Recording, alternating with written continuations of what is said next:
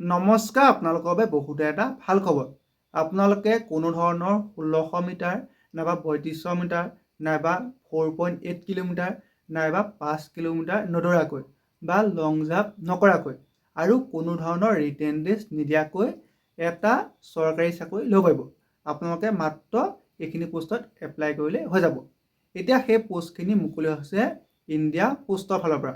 India পোষ্টত নতুনকৈ 28,000ৰো অধিক পদ মুকলি হৈছে আৰু এইখিনি পদৰ বৰ্তমান অনলাইন এপ্লাই চলি আছে। এপ্লাই লাষ্ট ডেট হৈছে 18 ফেব্ৰুৱাৰী।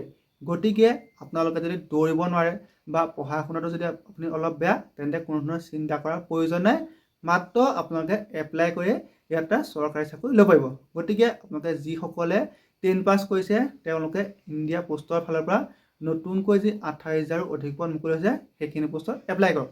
আৰু এইখিনি পোষ্টৰ যিটো চিলেকশ্যন প্ৰচেছ হ'ব তাত আপোনালোকৰ মেইনলি চাব মেট্ৰিকৰ পাৰ্চেণ্টেজ। গতিকে যিসকলৰ মেট্ৰিকৰ পাৰ্চেণ্টেজ বেছি আছে তেওঁলোকে কোনো ধৰণৰ ৰিটেন টেষ্ট নাইবা ফিজিকেল টেষ্ট নিদিয়াকৈ এটা চৰকাৰী চাকৰি ল'ব পাৰিব। ধন্যবাদ।